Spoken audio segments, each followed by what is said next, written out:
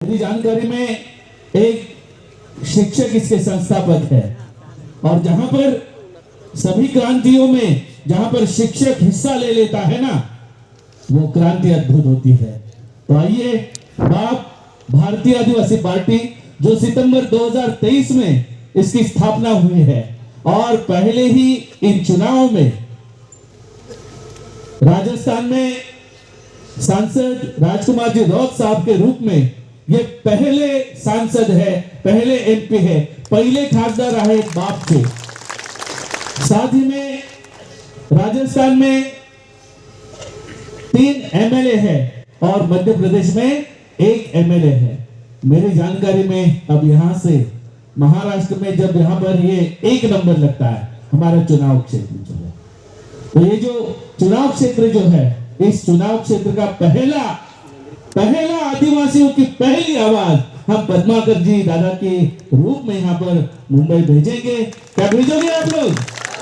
तो आइए, मैं इन शब्दों के साथ राजकुमार जी रौत साहब को यहाँ पर न्योता दे रहा हूं कि लोग मिलते हैं बिछड़ जाते हैं, लोग मिलते हैं बिछड़ जाते हैं, कहने को दिल के तार छेड़ जाते हैं, यूं तो लेते नहीं हम सभी का नाम, लेकिन राजकुमार जी रौत साहब आप जैसे कुछ लोग दिल में उतर जाते हैं। जोरदार तालियों के साथ यहाँ पर स्वागत करेंगे।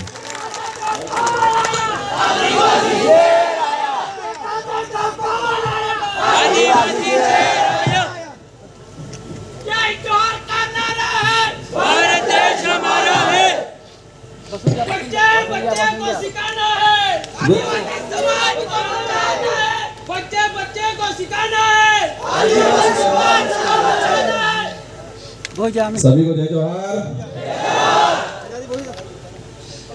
लग रहा है कि महाराष्ट्र में नई क्रांति आएगी इस बार। महाराष्ट्र की विधानसभा में इस पांडाल में जो नारे गुजरे हैं और इन्हीं ताकत के साथ 23 तारीख के दिन परिणाम के रूप में पद्माकर जी जीत के जाएंगे और महाराष्ट्र की विधानसभा में यह आवाज गूंजेगी, मुझे आज महसूस हो रहा है। आज हमारे उन महापुरुषों को नमन करना चाहूंगा जिन महापुरुषों ने अंग्रेजों से, राजा रजवाड़ों से, मुगलों से लड़के हमारे देश को आजाद कराया और इस पांडाल में जो हमारा मूल बीज है इस देश का, उसको सुरक्षित रखा। इन महापुरुषों के क्रम में बिरसा मुंडा जी को नमन, ख्वाजा नायक जी को नमन और संविधान निर्माता भीमराव अंबेडकर जी को नमन। यहाँ की हमारी कुल देवी यामा मोगामतई को मैं नमन करना चाहूंगा और इस इलाके में नशा मुक्ति को लेके, समाज सुधार को लेके गुलाम बाबा को भी नमन करना चाहूंगा और उनके नेतृत्व में जो आंदोलन हुआ था और उस समय जो अत्याचार हुआ, 1400 आदिवासी मारे गए, उनको भी मैं नमन करना चाहूंगा।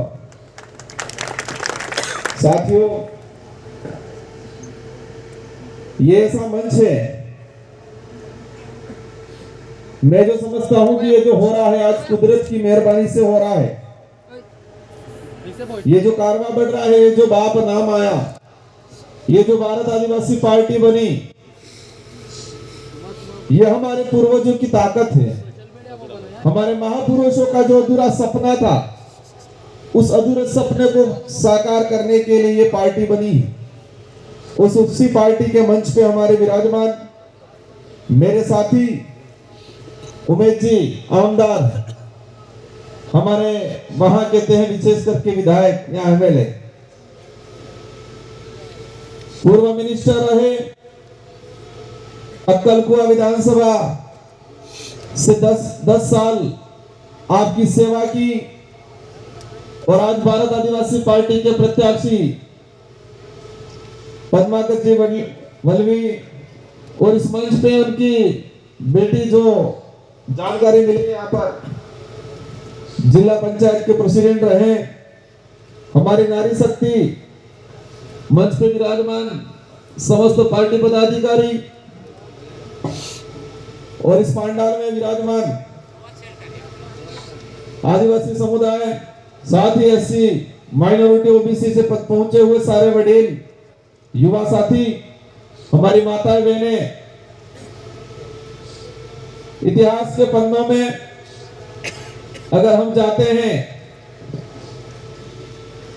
तो जो क्रांतियां हुई है, जो परिवर्तन आया है, उसमें युवाओं का सबसे बड़ा योगदान है। और आज इस पंडाल में भी अगर मैं देखता हूं तो युवाओं का ज्यादा हुजूम उमड़ा है, ऐसा लग रहा है। युवाओं के अंदर जोश जुनून है और यही पंडाल, यही सभा आज से 20 साल आगे,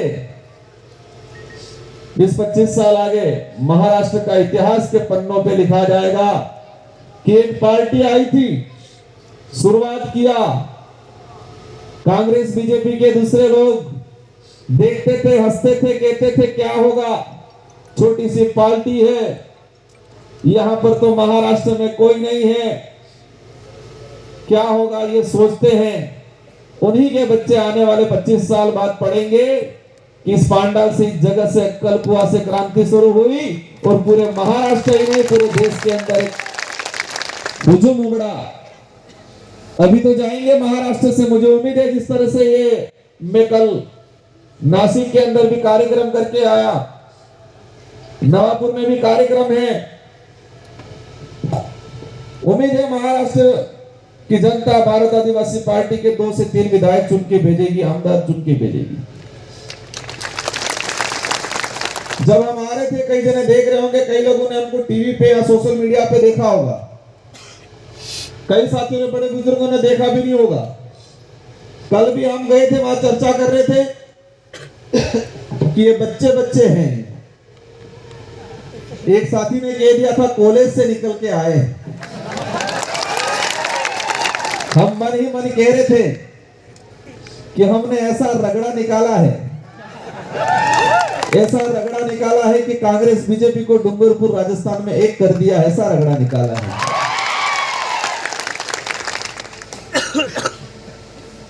उम्र कम है, शरीर भी कम है, लेकिन तजुर्बा और हौसला बहुत शानदार, जोरदार वाला है।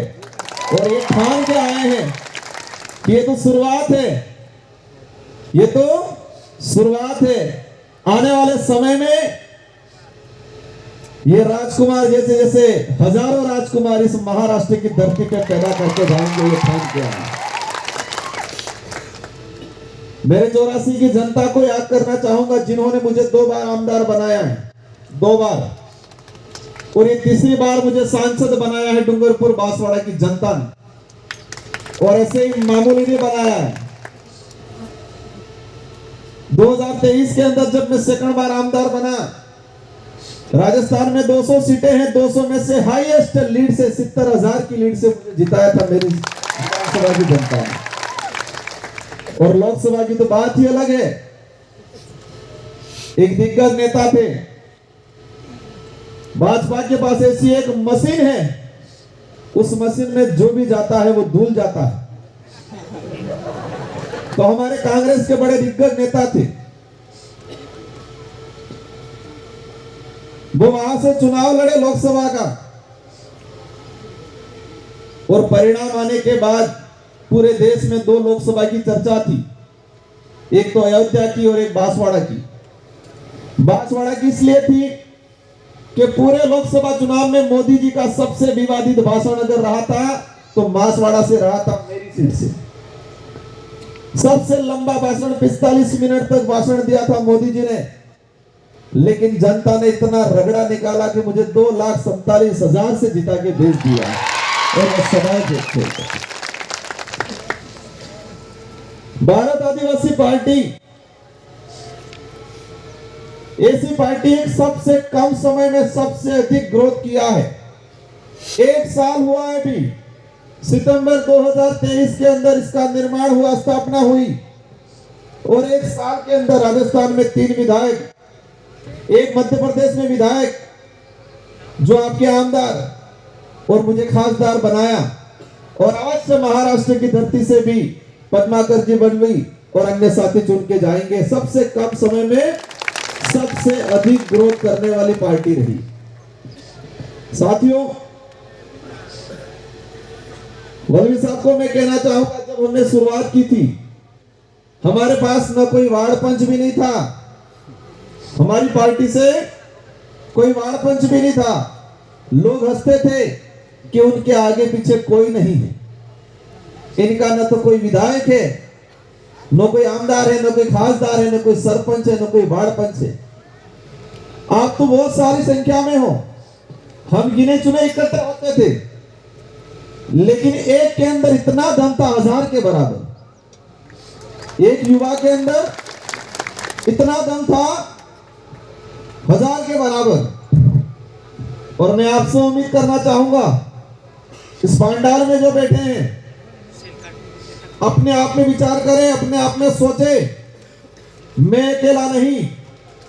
आप अपने आप में सोचे कि मैं अकेला नहीं, मेरा एक वोट नहीं, मैं आज से जाऊंगा उठ के अपने घरों में, अपने परिवार में, अपने गांव में आपके जैसे जैसे 1000 आदमी तैयार करोगे, और आप यहाँ जो पांडाल में बैठे हो, एक व्यक्ति 1000 वोट तैयार करेगा। ये आज ठान के जाना है आपको। सोचना पड़ता है, ठानना पड़ता है, कोई भी मंजिल दूर नहीं है, कोई भी काम बड़ा नहीं है, बस ठानना पड़ता है। आज ठान के जाना है आपको। मैं जिस विधानसभा से आमदार का पद खाली करके सांसद बना था, अभी उपचुनाव हुए, 13 तारीख को ही चुनाव करके आए हम। पूरी सरकार लगी है, सारा सिस्टम लगाया, लेकिन हमारे साथ युवा है, और ये युवा जोरदार फटका मारता है, तो इसलिए मेरा भी गला थोड़ा बैठ गया। रेगुलर 20 दिन हमने, और आपके लिए खुशखबरी है कि 23 तारीख को राजस्थान से 2 आमदार और बनेंगे, एक तो मेरी जगह वाला और एक दूसरे उपचुनाव वाला।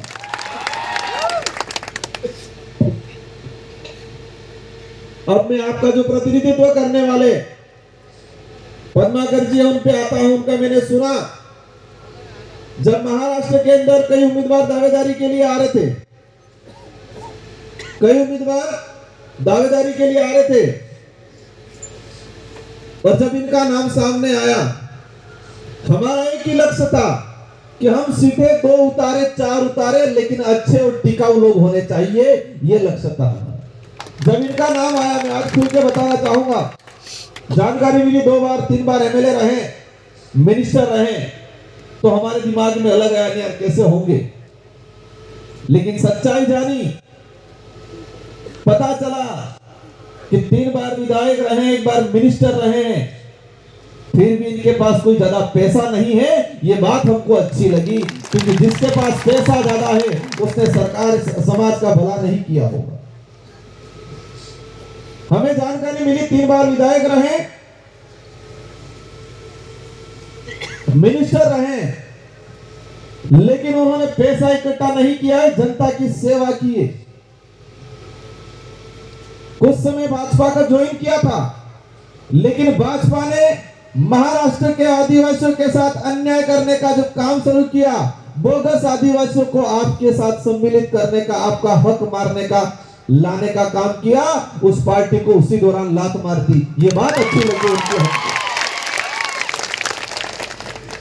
क्यों छोड़ी वो? क्योंकि आपके हक खाने वाले लोग ला रहे थे, बोगस आदिवासियों के सम्मिलित करके आपके आने वाले भविष्य का गला घोटने का काम कर रही थी भाजपा। उस बात से उन्होंने ठुकरा दिया और उन्होंने कहा कि हम नहीं, हम समाज के साथ अन्याय नहीं होने देंगे। ये बात अच्छी लगी। जब जानकारी मिली ये युवाओं के आंदोलन लड़ते थे, आदिवासी समुदाय की जल जंगल जमीन की लड़ाई लड़ी, आरक्षण की लड़ाई लड़ी, इनका बैकग्राउंड जाना हमने तो बहुत शानदार लगा।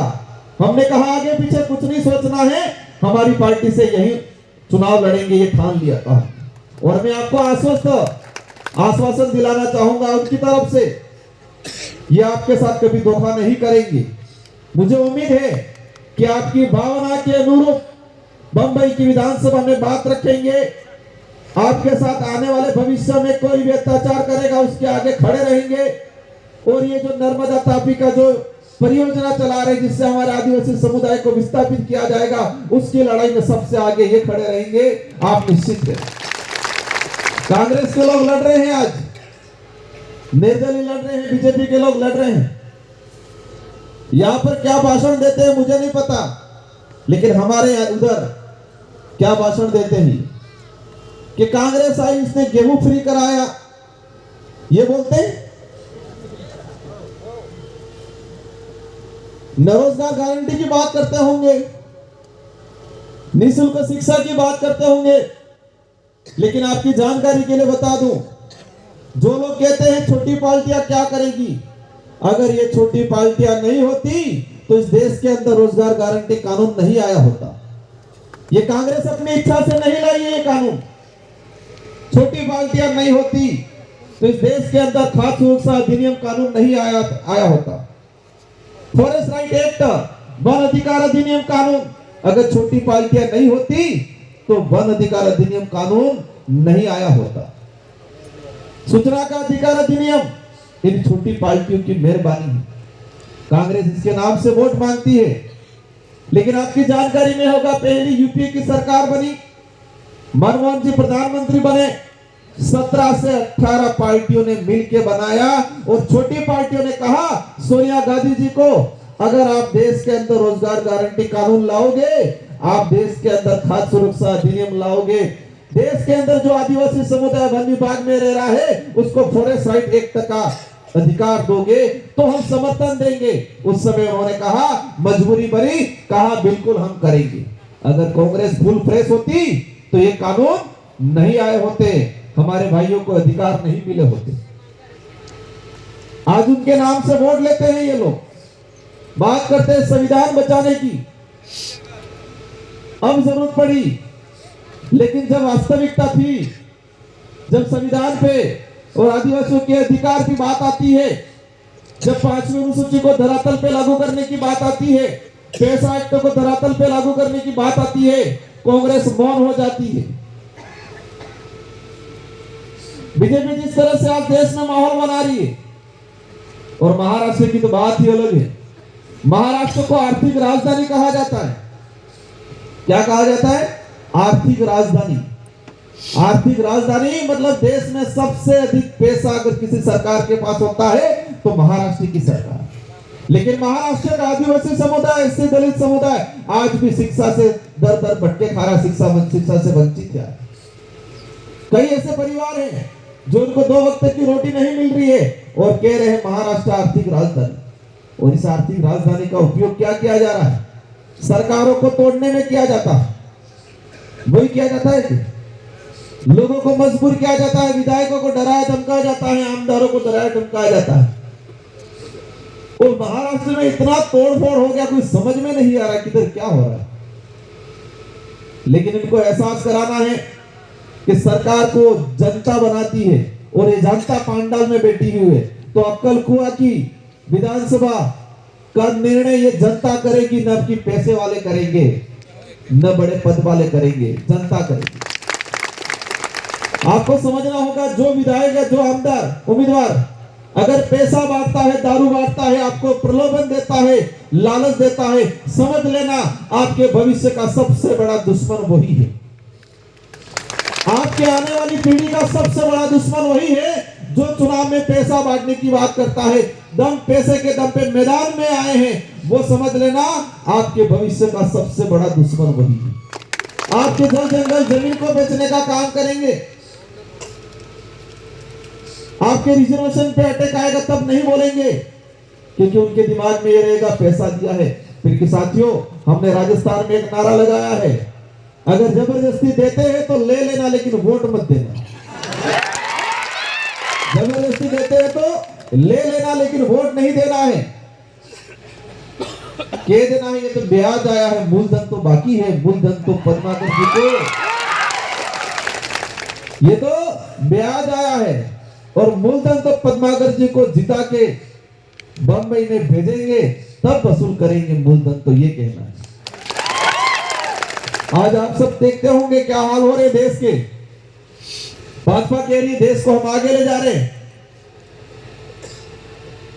विश्व गुरु बना रहे हैं। अच्छी बात है, हमारा देश विश्व में एक सर्वोच्च स्थान पे होना चाहिए, क्योंकि हमारा देश हम भी चाहते हैं। लेकिन विदेश की सारी कंपनियों को बुला बुला के हमारा जो ट्राइबल इलाके की जो जमीनें हैं उसकी सर्वे कराई जा रही है। आज देश में कितना आदिवासी है वो सर्वे नहीं करा रहे ये लोग। 2011 के बाद से आज तक जनगणना नहीं की।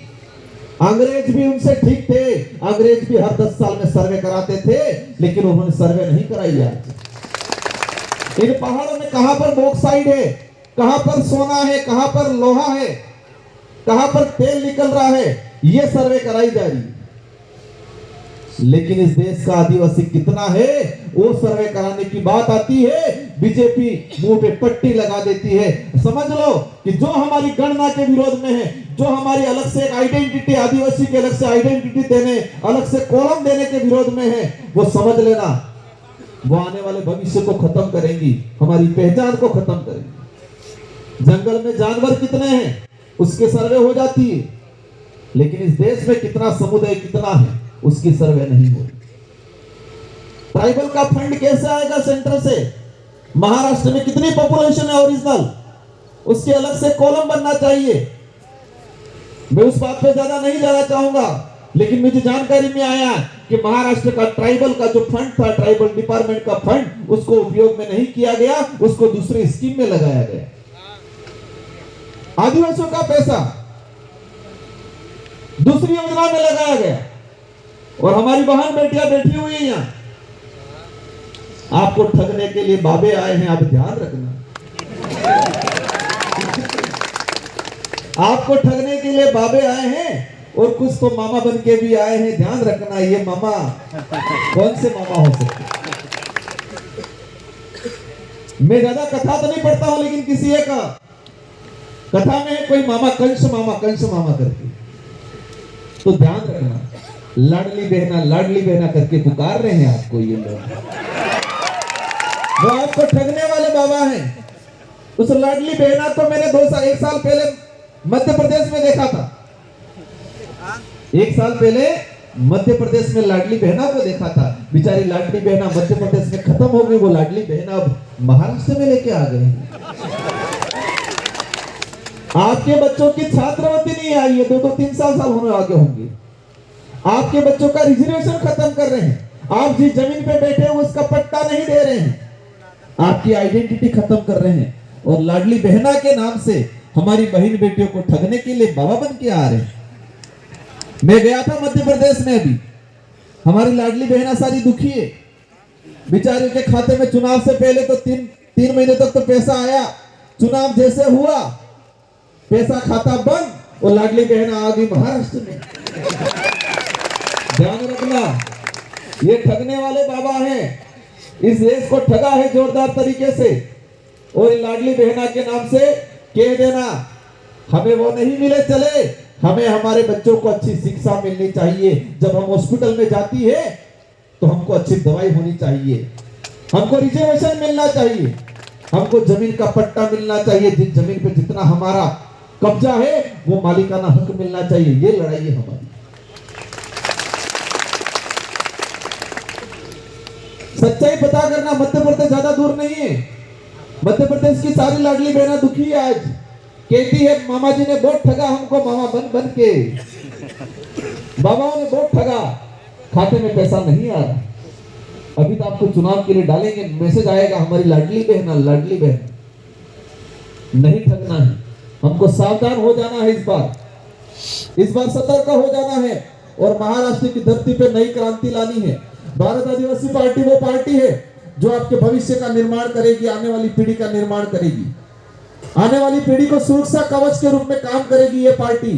ये पार्टी सत्ता की भूखी नहीं है, ये पार्टी स्वाभिमान की लड़ाई लड़ने वाली पार्टी है। वो लोग सत्ता के भूखे लोग हैं। ये पार्टी आपके भविष्य में आपके बच्चों की रक्षा करेगी, रिजर्वेशन के संविधान के जितने जो हमारे हित में प्रावधान है उनकी रक्षा करके धरातल पे इंप्लीमेंट कराने का काम करेगी। आज जब भी बात आती है, बीजेपी के कई लोगों ने खुला बोला है कि आरक्षण खत्म करेंगे, आरक्षण खत्म करने की बात आती है वो लोग जोर से चिल्लाते हैं, लेकिन आदिवासियों के वोट चाहिए तब जोर से आते हैं। मणिपुर में आदिवासी बहन बेटे के साथ अन्याय हुआ, भाजपा की सरकार है, बहन बेटियों को नींव रस्सा करके सड़कों पे घुमाया, तब तो लाडली बहना याद नहीं आई। आज वोट चाहिए, लाडली बहना याद आ रही हो। इनको एहसास कराना है कि देश के किसी भी कोने में अगर आदिवासी बहन बेटी के साथ अन्याय होगा, पूरे देश की आदिवासी बहन बेटियां मिलकर सरकार का रगड़ा निकालेगी, ये याद करना है, याद दिलाना। आज मैंने सर्वे करके निकाला था डाटा, हम अंग्रेजों को गालियां देते, बिल्कुल अंग्रेजों ने देश को लूटा, इन अंग्रेजों को हमारे पूर्वजों ने उनको भगाया, लेकिन अंग्रेज एक ईस्ट इंडिया कंपनी लेके आए थे, वो कंपनी व्यापार के लिए आई थी। लेकिन आज हमारे देश के बड़ा प्रधान मोदी जी विदेश में जा जाके बहुत सारी कंपनियों को बुला रहे, कह रहे हमारे देश में यहाँ सोना है, यहाँ पर चांदी है, यहाँ पर बॉक्साइट है, यहाँ पर लोहा है, आप आओ उसकी सर्वे करो, उसको निकालो, निकाल के ले जाओ, हमको पैसा दो। गंभीरता वाली बात है, अगर हमारे देश की संपत्ति खत्म हो गई, यहाँ के मिनरल्स सारे निकाल लिए, आने वाले 20-25 साल 50 साल बाद जो सरकारें बनेगी, आने वाली पीढ़ियां क्या करेगी उपयोग, जब उनको दूसरे देश से निर्यात करके लाना पड़ेगा। कई देशों के पास पर्याप्त मात्रा में कोयला पड़ा हुआ है, कई देशों के पास पर्याप्त मात्रा में लोहा पड़ा हुआ है जमीन में, लेकिन वो निकाल नहीं रहे, वो कंपनियों को भारत में बुला रहे, यहां से निकाल के ले जाओ। हमको धर्म के नाम से बांट के, धर्म की चटनी चटा के सिर्फ बेवकूफ बनाने का काम किया है। हमें हमारे देश को बचाना है, इसलिए आप सबकी जिम्मेदारी है, समय भी होने आ गया है। हम पहली बार आए हैं आप इस जगह पे, हालांकि पहले मैं कई बार आया हूं, आप सबसे रूबरू आज मुलाकात हुई है। आप आज से ठान लेना है कि हम सब पद्माकर वल्ली हैं, हम सब पद्माकर जी बन के काम करेंगे और एक एक बूथ संभालोगे आप, एक एक जना 500 से 1000 वोट डलवाओगे।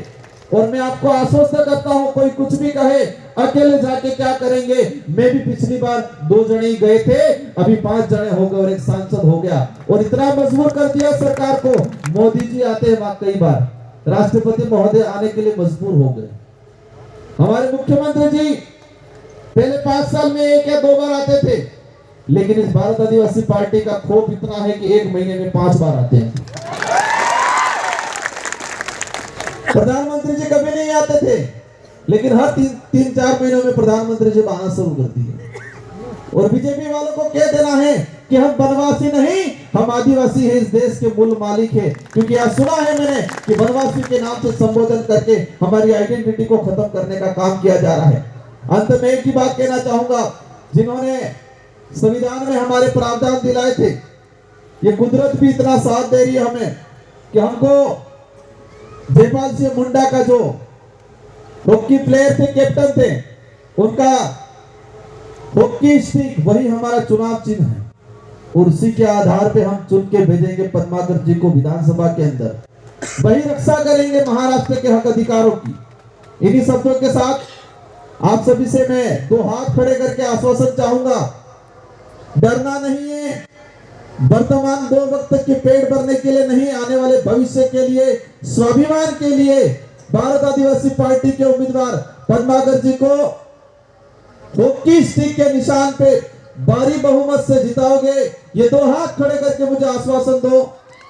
जय जोहार का नारा है, जीतेंगे भाई जीतेंगे।